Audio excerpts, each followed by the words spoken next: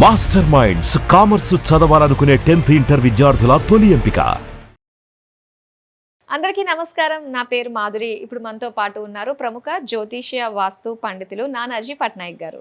నమస్కారం గురువు గారు. శ్రీమాత్రే నమః. గురుగారు, వెరీ రీసెంట్గా మన సుమన్ టీవీలోనే ఒక ఆవిడ దుబాయ్లో స్టక్ అయిపోయి అక్కడ చాలా ఇబ్బందులు పడుతూ ఆమె మళ్ళీ మన హైదరాబాద్కి వచ్చిన వీడియో అన్నది చాలా హల్చల్ అవుతుందండి. సో ఆవిడకి లాగానే నిజంగా చాలా మంది ఉన్నారు. ఆవిడ అదృష్టం బాగుంది కాబట్టి ఆ విధంగా మనకు కనెక్ట్ అయ్యారు. ఇలాంటి చాలా మంది ఉంటారు. అసలు వాళ్ళ గ్రహస్థితి ఎలా ఉండడం వల్ల ఇలా పరాయి దేశం వెళ్ళి అక్కడ స్టక్ అయిపోయి ఇలాంటి ఇబ్బందులు పడాల్సిన పరిస్థితి ఏర్పడుతుందంటారు? నేను చూశానమ్మా ఆ వీడియో. ఆ అమ్మాయి అక్కడ ఏడుస్తూ బాత్రూంలో కూర్చొని ఏడుస్తూ వీడియో పెట్టడం, మన వాళ్ళు దానికి సుమన్ ఛానల్ వాళ్ళు స్పందించడము. లక్కీగా ఏంటంటే వాళ్ళు ఆ వీడియో ఆ ఇంటి వాళ్ళు చూసి అమ్మో ఏదో పెద్ద గొడవ అయ్యేలాగా ఉందని వెంటనే వాళ్ళు టికెట్ ఇచ్చి పంపించేసేయడం జరిగింది. అసలు అలాంటివి ఎందుకు జరుగుతాయి అంటే మనకి జ్యోతిష్ శాస్త్రంలో అవస్థలు అని ఉంటాయి. ఒక గ్రహం ఏ అవస్థలో ఉంది, బాల్యావస్థలో ఉందా, పాపకర్తర్లో ఉందా, ముదిత అవస్థలో ఉందా, కొన్ని అవస్థలు చెప్పారు. ప్రతి గ్రహానికి ఇలానే ఆ అవస్థలు ఉంటాయి. అంటే అది బాల్యావస్థలో ఉంటే అంత బలంగా లేదు, లేదా మంచి కొంచెం ఒక 10 degrees దాటుంది యవ్వనవస్థల్లో ఉందా, లేదా పాపకర్తెరలో ఉందా, శుభకర్తెరలో ఉందా. ఈ పాపకర్తెరనే స్ట్రక్కింగ్ యోగా అని కూడా అంటుంటారు వెస్టర్న్ ఆస్ట్రాలజీలో. అంటే ఎవరైనా సరే ఇప్పుడు విదేశాలకు వెళ్ళి అక్కడ ఇరుక్కుపోయే యోగం ఉందనుకోండి, వాళ్ళకి 12వ స్థానంలో పాపగ్రహ సంబంధం అంటే స్ట్రక్కింగ్ యోగాలో పాపగ్రహం పడి అక్కడ వాళ్ళు ఆ మహాదశలు నడిచేటప్పుడు అలాంటి టైంలో కనుక వాళ్ళు డెసిషన్స్ తీసుకుని విదేశాలకు వెళ్తే అలా ఇరుక్కుపోతూ ఉంటారు. నేను చాలామంది జాతకాలు చూశాను. ఏమంటే మీరు వెళ్ళొద్దు, ఇది మంచిది కాదంటే కూడా అయ్యో అనుకున్నామని వెళ్ళిపోయి అయ్యో బాబాయ్ మా వల్ల అవ్వట్లేదు, అక్కడ తలనొప్పి అయిపోయిందని వెనక్కి వచ్చిన వాళ్ళని చాలామంది చూశాను. చాలామంది ఏంటంటే విదేశీ యోగం లేదండి నేను వెళ్దాం అనుకోవట్లేదు. ఒక క్లయింట్ అయితే భలే నాకు ఇప్పటికీ భలే గుర్తించుకొని నవ్వుకుంటుంటా. నేను చూసి ఏమంటే మీరు విదేశాలకు వెళ్తారు అన్న, అసలు నాకు 1% కూడా నా మైండ్లో లేదు. నాకు వెళ్ళాలని నాకు లేదు, మా ఇంట్లో వాళ్ళు పంపించాలని మా ఇంట్లో వాళ్ళకి లేదు. మీరేంటి ఇలా చెప్తున్నాను? ఏమంటే మీ మైండ్లో ఉన్నదా, మీరేం మాట్లాడుకుంటున్నారా, మీ పర్సనాలిటీ చూసా అని చెప్పేది జ్యోతిష్ కాదు. కేవలం చార్ట్ని చూసి రీడ్ చేసేది జ్యోతిష్ శాస్త్రం. ఎలా అయితే ఎక్స్రే రిపోర్ట్ ఉంటుంది, స్కానింగ్ రిపోర్ట్ ఉంటుంది, ఆ రిపోర్ట్ని చూసి లోపలేముందో తెలుస్తుంది. అంతేగాని బయట నుంచి లోపలేముంది అనేది మనకు అర్థం కాదు. అలాగే ఇది కూడా అంతే. అంటే వితిన్ 1 monthలో ఆయనకు అనుకోకుండా అవకాశాలు వచ్చి నాకు ఫోన్ చేసి చెప్పాడు ఆయన, సార్ మీరు నమ్మరు, నాకు అసలు నేను ఊహించను కూడా ఊహించలేదు, అసలు నా మైండ్లో కూడా లేదు, ఎలా జరిగిందంటే నేను ఒకటే చెప్పాను, మీకు 12వ స్థానంలో ధనయోగం పడింది. ఎవరికైనా సరే 2-12 కాంబినేషన్ అంటారు. 2-12 కాంబినేషన్ ఉన్నప్పుడు 12 అంటే విదేశాలు, 2 అంటే ధనం. విదేశాలకు వెళ్ళడం ద్వారా ధనయోగమే బాగా యాక్టివ్గా ఉంది. అన్ని గ్రహాలు 12నే సూచిస్తున్నాయి. 12 సిగ్నిఫికేషన్స్ ఇస్తున్నప్పుడు 12 అంటే విదేశాలకు వెళ్ళిపోతారు. అలా కాదు 6-4తో కలిపి 12 ఇస్తే హాస్పిటలైజేషన్ అవుతాడు. చాలా తేడా ఉంటుంది.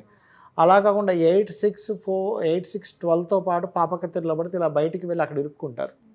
ఇది మనం చూడాలంటే మనం వెళ్తున్నాము. ఇప్పుడు చూడండి పాపం ఆవిడ ఎంత శాలరీ అంటే 30,000 అన్నది. 30,000 ఇక్కడ కూడా వస్తాయి కదా, అక్కడికి అంత దూరం వెళ్ళాల్సిన అవసరం ఏముంది? నాకు భలే 30,000 కోసం వెళ్ళిపోయింది ఆవిడ. ఇక్కడ దొరుకుతాయి చిన్న చిన్న వర్క్స్, పెద్ద విషయం కాదు. 20,000 30,000కి ఈజీగా దొరుకుతాయి ఇక్కడ కూడా జాబ్స్. ఒకసారి 1,00,000కో 2,00,000 3,00,000కి వెళ్ళిందంటే ఒక అర్థం ఉంటుంది. మరికొంతమందికి విదేశాలకు వెళ్ళి కొంతమంది చూడండి పిల్లల్ని పంపిస్తారు తల్లిదండ్రులు. పంపించినప్పుడు అక్కడ ఊరికే వాళ్ళు ఖర్చు పెడుతూ ఉంటారు. జాబ్ రాదు, వీళ్ళు శాలరీస్ వీళ్ళు జాబులు చేసి వీళ్ళు డబ్బులు వేస్తూ ఉంటారు, వాళ్ళు అక్కడ ఖర్చు పెడుతుంటారు. అలాంటి వాళ్ళకి ఏంటంటే విదేశాలకు వెళ్ళి ఖర్చు పెట్టే యోగం మాత్రమే ఉంటుంది, సంపాదించే యోగం ఉండదు.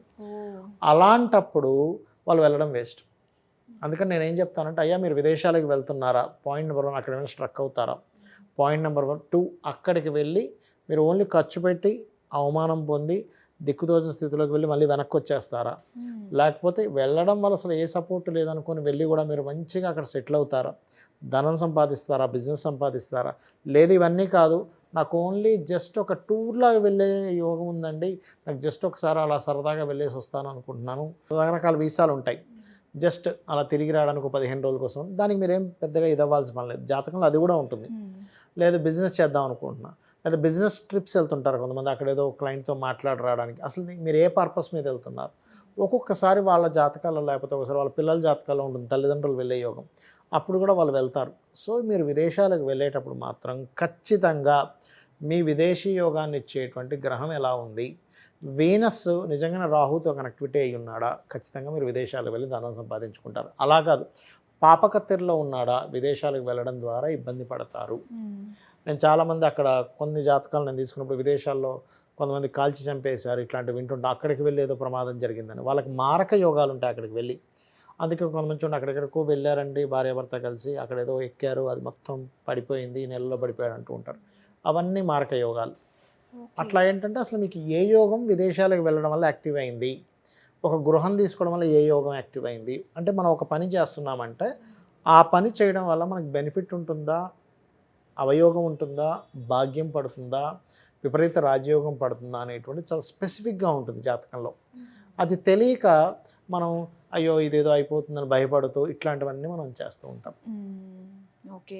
నిజంగా చాలామంది మీరు చెప్తుంటే చూస్తుంటే ఏంటంటే ప్రతి ఒక్కళ్ళు ఎక్కడికి వెళ్ళినా కూడా వాళ్ళ జాతక పరిశీలన చేయించుకుని దానికి చేసుకోవాలండి. తగ్గట్టుగా మనకి అవస్థలు మహర్షులు ఏంటంటే నీకు ఒక గైడ్ లాగా అంటే నువ్వు పలానా దగ్గరికి వెళ్తున్నారు, ఉదాహరణకు ఒక టూర్కి వెళ్తున్నాం, మనం ఏం చేస్తాం అక్కడ ఏం దొరుకుతుంది, ఎక్కడ మంచి హోటల్స్ ఉన్నాయి, ఒక ప్లాన్ వేసుకుంటాం కదా. గుడ్డిగా వెళ్ళిపోంగా మనం ఇప్పుడు ఒక రూట్ తెలియని రూట్ మనం ఏం చేస్తాం సెర్చ్ చేస్తాం గూగుల్లో, లొకేషన్ కొడితే అది వచ్చేస్తుంది, దాన్ని పట్టుకొని వెళ్తాం. అంటే మనకు ఒక రూట్ కావాలి. అలాగే శాస్త్రం ఏం చెప్తుందంటే నీకు అసలు ఏమిటి, ఎలా ఉంది, ఏం చేయాలని చాలా స్పెసిఫిక్గా మనకి ఆస్ట్రాలజీలో కనబడుతుంది. అంతేగాని ఏదో ఎల్నాడు శని, అర్ధాష్టమి శని, అష్టమి శని అది కాదు జ్యోతిష్ శాస్త్రం అంటే.